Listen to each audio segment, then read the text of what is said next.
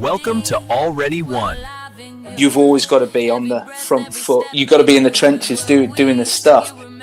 Hello and welcome to Already Won, a Sports Friends podcast. I'm here as the Wildcat, here with the Mad Dog. Mad Dog, welcome to Already Won, another episode.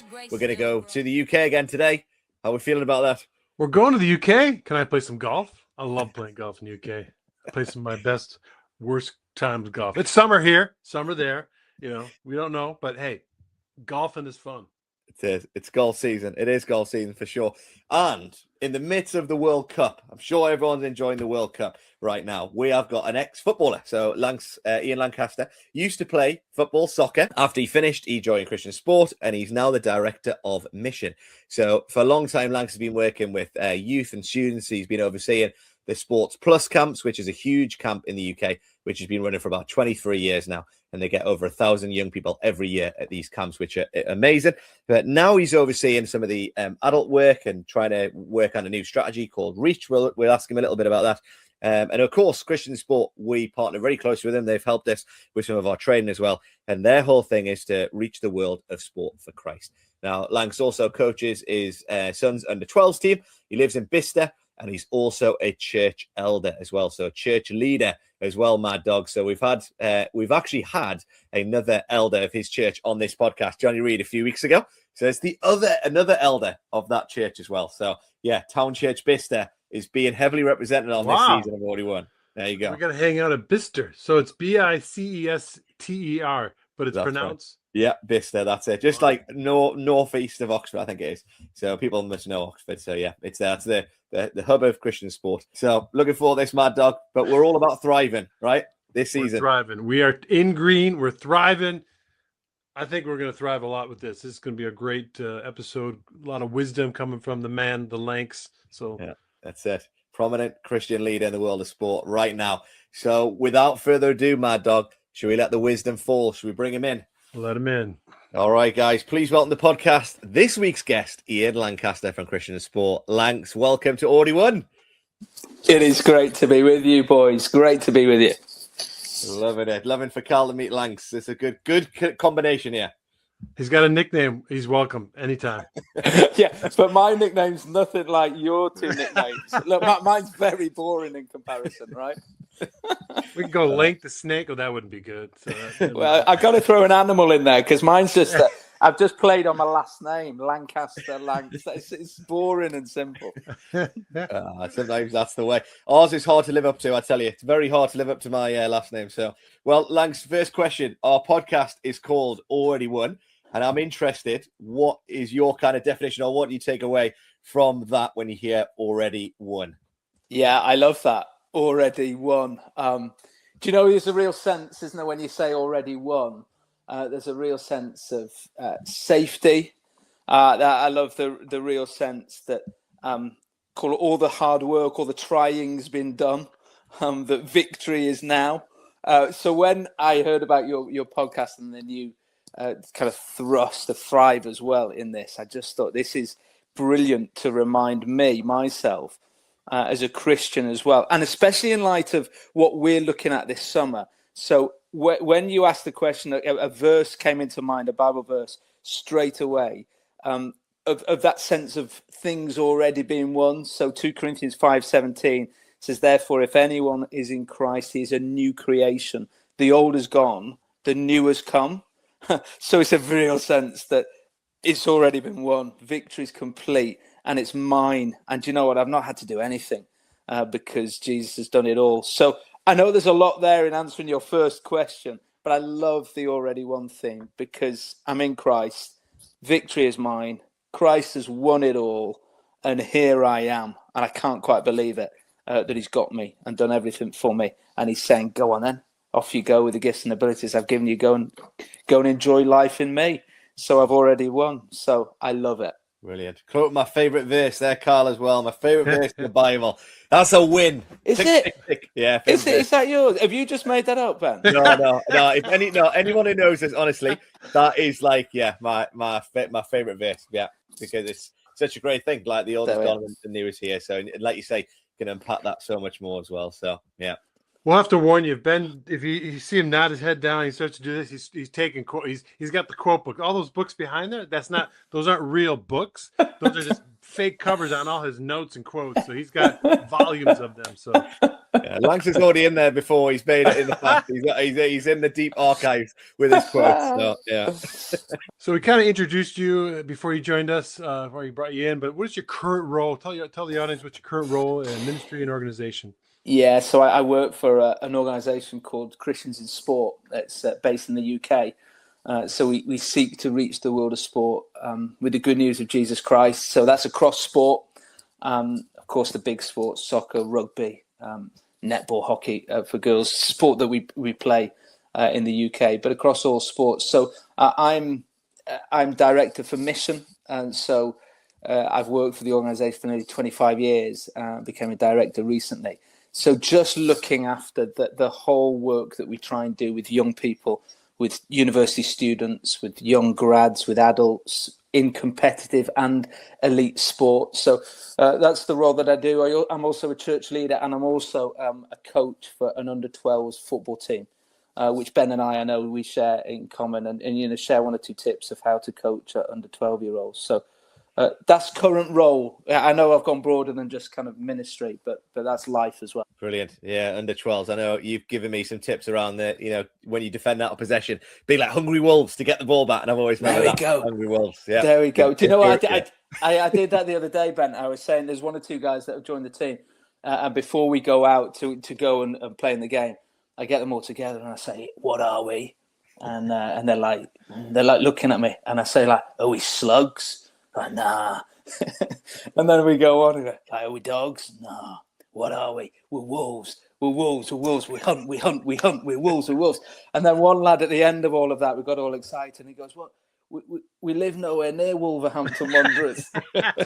So he didn't get the whole thing that we're wolves together. So there we are. No, that's brilliant. Well, you hunt in packs, don't you? Wolves hunt in packs, and I guess like pressing, that's a really good way. So if you're a coaching that under 11s, 12s age, hey, hungry wolves, that's a brilliant tip. So good. Well, that's great. So you're doing that, and in the world of Christian sport, then you mentioned those kind of areas: elite and competitive sport, students, adults, and youth. And so, what does thriving look like then? Obviously, looking at director of mission, obviously the state of the UK at the minute, there's probably loads of opportunities that we're excited about. Tell us a little bit about kind of the current game plan you're in and some of the strategies you're kind of doing at the minute with Christian sport, and what does thriving look like in all those areas? Yeah, great. We've tried to, every 3 years, we try to set up a new game plan. Our fundamentals have never changed. So to try and reach the world of sport for Christ, here's how we've done it. We've tried to put insiders in there. So Christian sports people, be young to old, anywhere in between, to be involved in secular sports teams and saying, what does it look like to shine as a light and to be salt of the earth? What does it look like to be a Christian in that sports club or team? You might be the only Christian in there, but if we're going to reach the world of sport for Christ, so all those clubs and teams underneath governing bodies, how are we going to reach them? It's by Christians being salt and light in those places. So much of the work, and you'll know, Ben, is about training young people, students, grads, and adults, and said, come on, be present, be there, be committed. Pray, play, say is a strapline we've used, Colossians 4, 2-6. Pray that God will give you opportunities. Pray that when he does give you opportunities, you'll be able to proclaim Christ clearly as you should. Play in a way that is wise towards outsiders. So we just changed the word play from act. That's the language that Paul uses. And then say, what does it look like for your conversation to be always full of grace, seasoned with salt? So everything has always hinged on that individual pray, play, saying across clubs and teams, specifically in the UK. That's been the bread and butter of the work. And when you ask about thriving, there are times when you look at that work and think, oh, there's an element of that that's thriving. So I think over the last few years, what we've seen off the back of COVID, where we were hit quite badly, and young people were hit quite badly with that in the UK in the terms of that social aspect, coming back into more normal times, what we've seen thriving is university students really going for it and saying, here's my mission field, my world of sport. And God has given me a gift and ability, and he's placed me in this context for me to go and try and be salt and light and win people around me with good news of Jesus. So we've seen a resurgence, I think, in that space. Young people as well, but going into university work, and then as young grads coming out of that and going into the workplace or moving home, going to a new city, trying to position themselves in a club or team where they live and trying to pick up that as well. So that's the bread and butter, Ben, without going into kind of the specifics of this current game plan. We just try and say, look, there's a specific focus we're going to go each game plan, but fundamentally, what we're trying to do is to support people in doing the pray, play, say in their club or team, and then supporting them in that space.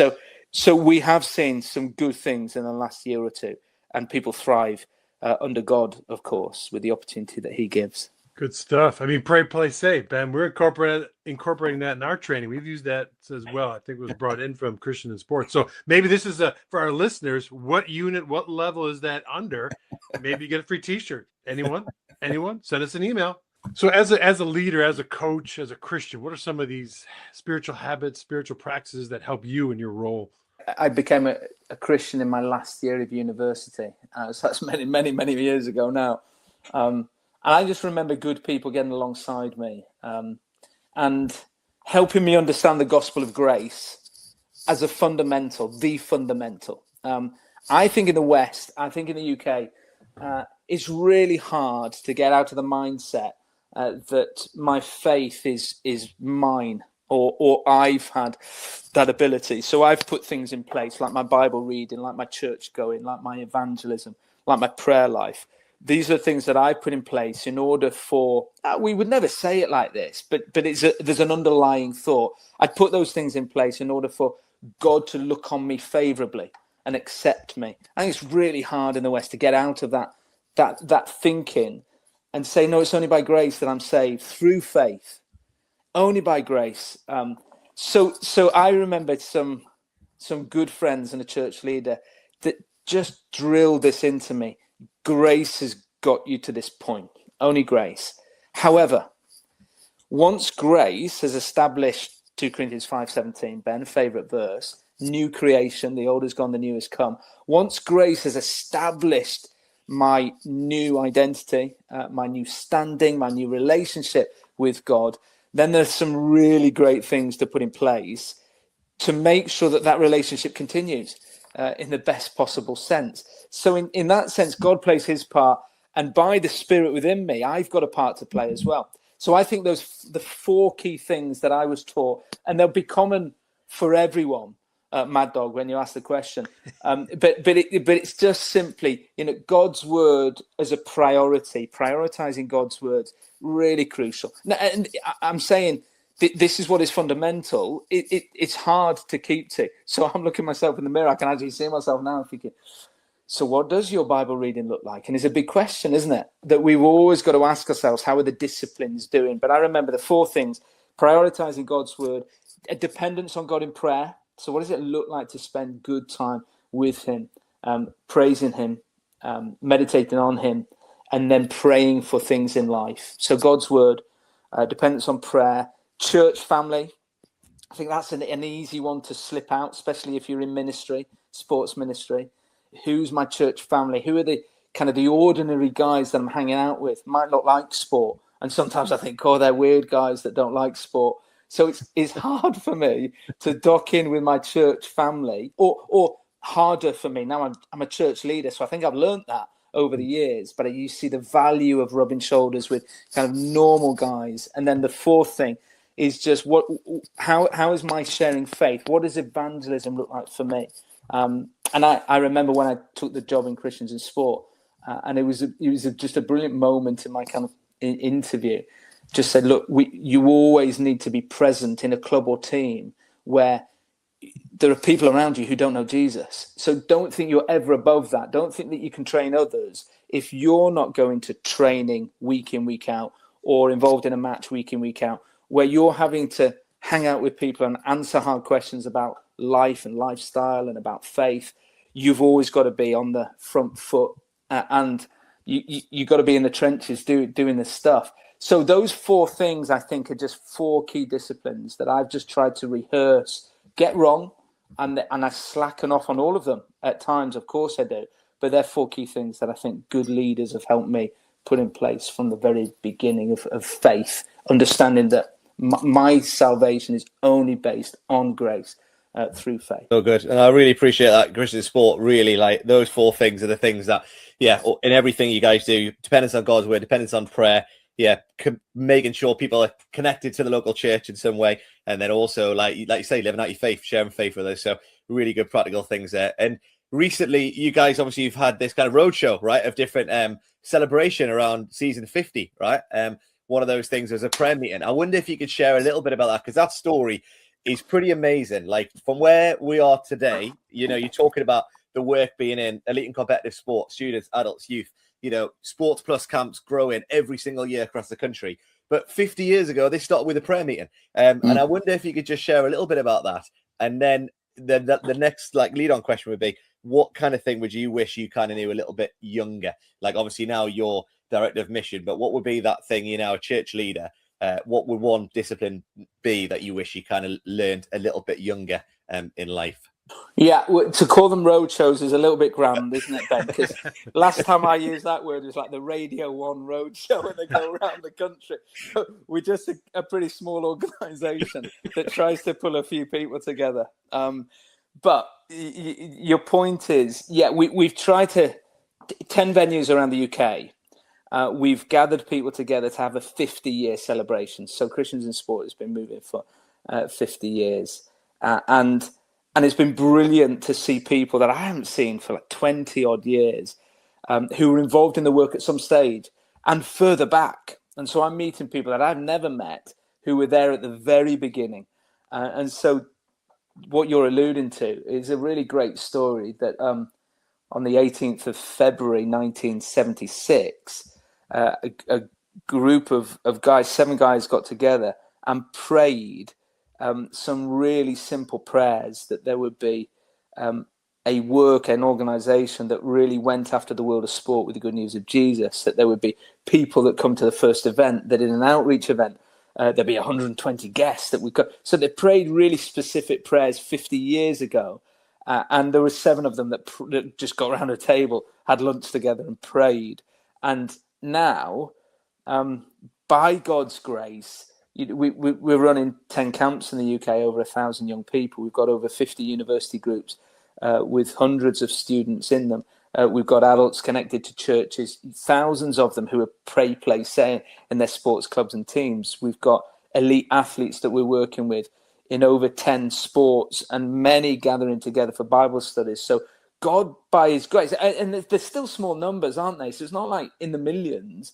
So there's still small numbers. So it's all relative, but God, by his grace, has grown a work from 7 people around a table 50 years ago to a really established, faithful work that's we're not bothered about numbers. We don't count conversions. We don't do that because we think that that's God's work. But we do want to celebrate that there are lots of people, hundreds and thousands of people that are coming under the sound of the gospel day in, day out, because people are prepared to pray, play, say. And we're just there to connect it all together by putting a prayer meeting on here, or a gathering over here, or a sports camp in the summer over here, or a university group. That's our role as an organisation, to pull all that together as God does his role. So we're thrilled. We're thrilled by that. I think that's part A of your question. Part B. Part B is what remind me of part B, Ben. Yeah, part B is just around, obviously you're church leader now, and then what would be the one thing you kind of wish you learned, kind of younger in life? Just what you a spiritual practice, or just something around which helps you thrive now, which maybe you wanted to know when you were younger. Yeah. Do you know, it's maybe a bit left field this, but I think helpful. Do you know, I wish I'd put something in place, like a system in place that is able for me to continue to connect with key people that I've learned lessons from along the way. And I think in my life, there's been many, many people that have come and gone out of life. what would it have looked like to put a system in place when not that I'm badgering those people to hear from them all the time, but just to collect kind of names, faces, and think on a systematic, like once a year, I'm just going to dock in with that individual, or even those that I've trained or been part of their discipleship, and just made sure that I keep in touch with them. I think that for me is quite sporadic, and I wish that I'd got not a filing system, but some kind of system in place that continues to connect up with those individuals. Those that I've learned from, and those that maybe have learned a little bit from me.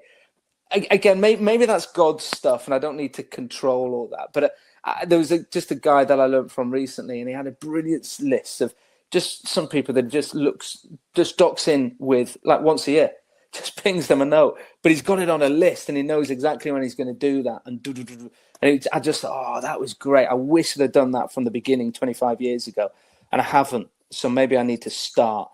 I know that's not quite on its spiritual discipline, but more of, I think, thriving as a lead. If I'm going to be a real good gospel leader in this work, that was one thing that I was confronted with, that I thought that is a really, really good thing to do. So as you're doing that, as you're looking back and you're helping to bring up new leaders, and as also just surviving in your own right, how does your mental, emotional resilience, what does that look like for you? I know the FA has the 4-corner, and they're bringing that in now, and we've also incorporated that as well in our training. So what does that look like for you?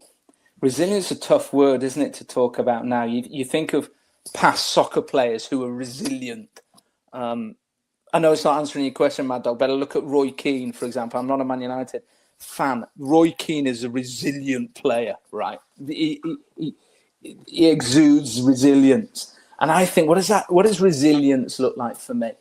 I guess 25 years, I've stood the test of time.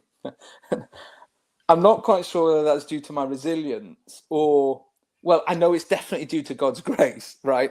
So I think my resilience is simply coming to God each day and collapsing myself in Him. Now, we used to have a beanbag in our front room. A big beanbag where if you sit in, it's not that comfy to begin with, but as you kind of mold yourself in it, you feel as though it's got you, it's got your shape. I think resilience for me has simply meant coming to God and knowing I have not got this. In fact, I'm not in charge. I'm not in control. What is my life? What does tomorrow hold? All those warnings of the Bible when I get too proud or arrogant that I am resilient. I think my resilience has simply been coming to God and knowing who He is and knowing who I am and knowing that it's my utter privilege but also duty to collapse myself in Him. Like on that beanbag when I get in from work, where the beanbag holds me, takes my shape, and I can rest myself in Him. I think that's my resilience. Now, I know it's quite simplistic, isn't it? And the FA have got 4 points, and all, which is great and good. I think my simple 1 point on resilience is I need to come to Him. Come to Him, all who are weary, all who are burdened, and He will give you rest. I think at the end of the day, knowing that He's got it and I don't, and that is a great place to collapse myself in. That's my resilience. Mm-hmm. All I heard was Roy Keane equals resilience. That's all I need to hear. Show over, people. I just imagine Roy Keane in a big beanbag. That's, yeah. That's what I'm imagining. That, no. But that picture of the beanbag, such a great picture around that about just letting it mold around you, and that thing about just God's got it, and relaxing and knowing who He is and knowing who you are. I think it's such you mention this fundamentals all the time.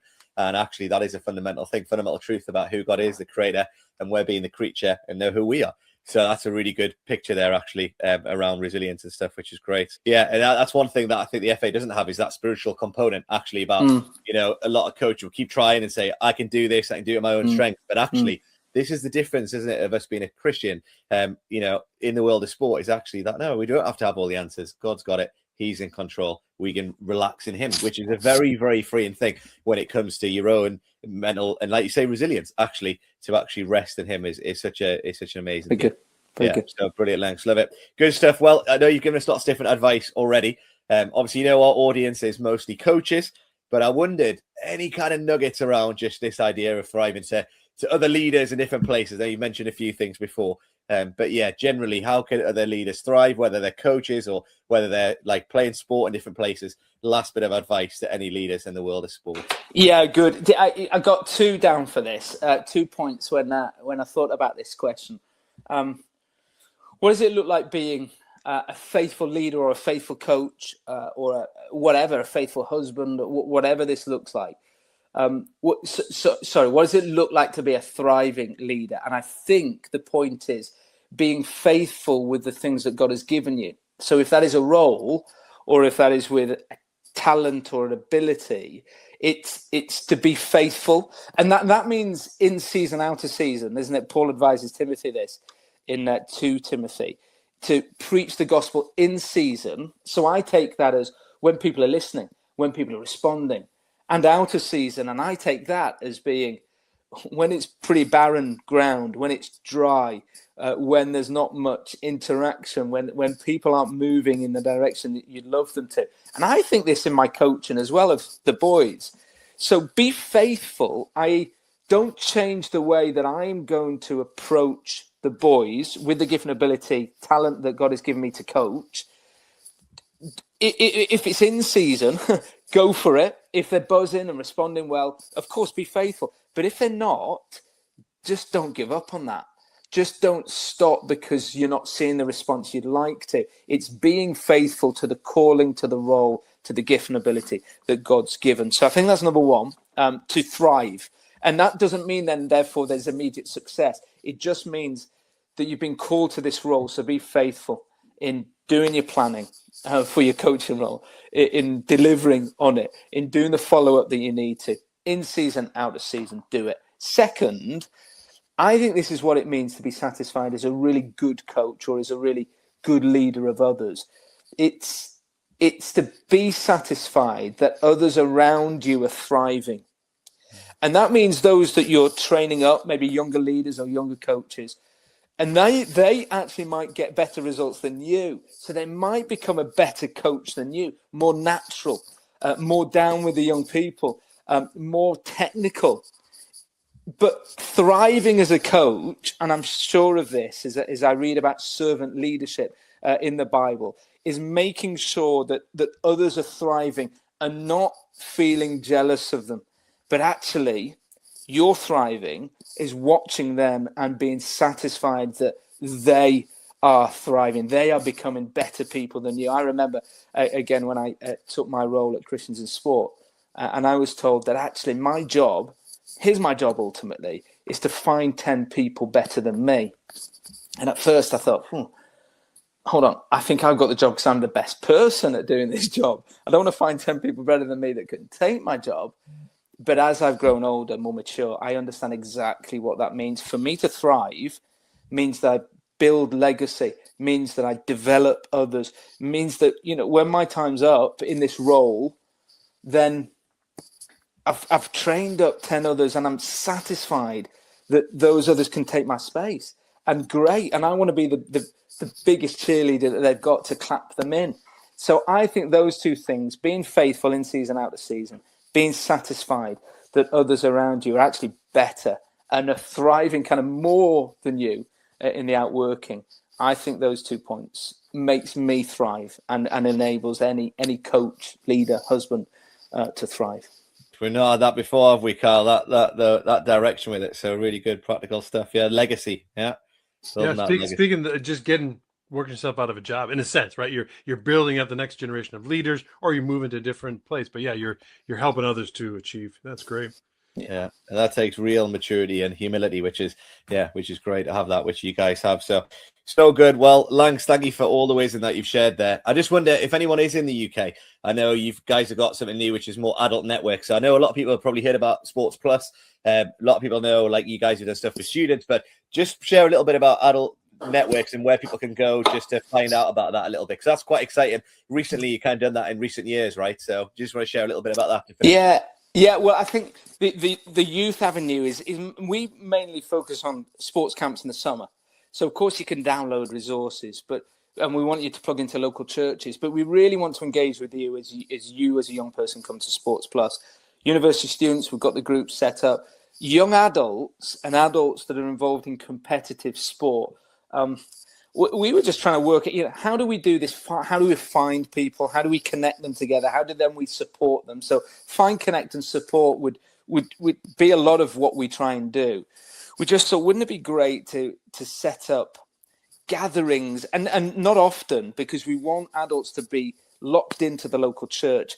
Wouldn't it be great to gather adults together, young adults mainly, because that's where sports people are at. Of course, I'm still involved in the world of sport, but if we can get them in that kind of grad 18 to 25 kind of window, if we can get them here, then we've got them for life. So what does it look like if I move to a new city, say Leeds, and I don't know anyone, I'm going to dock into a local church and I want to play my sport still? Wouldn't it be brilliant if there was a Christians in Sport network where there were other adults playing competitive sport that I can meet up with maybe just 3 times a year? We pray together for our teammates, pray for the world of sport, and just encourage each other then to go off and play our sport, dock into our local church, then come back in 4 months' time and see how things are going. So the networks that you're referring to, Ben, are just simply that. It's just a place where people, and a WhatsApp group as well that can encourage with kind of prayer points or share Bible verses, but just in a same place, similar place, city, region, town, of just connecting adults together that play competitive sport. That's what you're referring to. And we just think that they're really good. In some places they've really hit off. Other places have been struggle to kick off. But on the whole, they've worked well and encouraged the individual to say, do you know, I'm going to stick into my club or team. I'm going to be trying to be salt and light in that space. So that's it. Brilliant. So that would be just go on the Christian Sport website. They can find adult networks on there. Sure. Yeah, brilliant. Yeah. Brilliant. So good. Well, Lanks, thank you so much. A lot of wisdom on there. I've got a full page of notes. I've done the Christian Sport internship, a long time ago, but that was so foundational. And you mentioned that word 2 or 3 times, like fundamentals and foundational stuff. And I think that is what CIS do, the bread and butter, teach and train people to do the bread and butter really well. And I'm so grateful for that and that ongoing friendship. And thank you for all you're doing. I'm just excited about that. Your elite and competitive world, your student work, adult work, youth stuff, and even the new stuff you're doing with the Reach as well. You're doing around different things, different estates and stuff around the country as well, adapting and evolving around the times with mission, everything grace-fueled mission. You talked about that a few times as well. So thanks, Lanks, and appreciate your time, and thanks for coming to share some wisdom. Beanbag all the way. I'll never forget that. Beanbag. If you haven't got one, I need to purchase a new one because my other one's broke. So that's it. Get yourself in the office. I want to be seeing a beanbag in there. Yeah. I'll meet you on the beanbag. All right. Sounds Boys, good. See you later. Appreciate it. Thanks, Lanks. Nice one, my dog. There we go. More wisdom, More wisdom being dropped. But yeah, it was great. It's good stuff. Yeah. Pray, really play, good. say. That's where it came from. Christians in sport. That's it. That's a foundational tool. I mentioned that about the fundamentals and the foundational training they've got is so good. A really good thing, a lot of people don't know this, is that Christian Sport have trained a lot of people who've gone on to play in sport or, gone into different, avenues and stuff. But the person who actually replaced Tim Keller, Pete Nicholas, was actually a guy who was from Christian Sport. So, that kind of shows the training, the foundational training that they've had, that leads to them a lot of church leaders, especially across this country. A lot of church leaders have gone on from Christian Sport and stuff. So, I think the fundamental training that they do and the bread and butter that, Lanks was talking about has impacted a lot of people, a lot of sports clubs across the UK, but even wider than that, like I said, within Sports Friends and within the broader world of sports ministry. I think that's been a really simple tool as well, right? But the beanbag, you said, beanbag is, think it's a beanbag chair. It has to be. He said beanbag. I'm thinking these little things that they use in cornhole, the game cornhole over here in the US. But I understood beanbag chair. Everyone's got a beanbag chair or had one, understands the complications of it. If you're not enjoying it and sitting in it, sometimes it breaks a hole and busts and the beanbags go everywhere. The little whatever the filler is. So beanbag chair.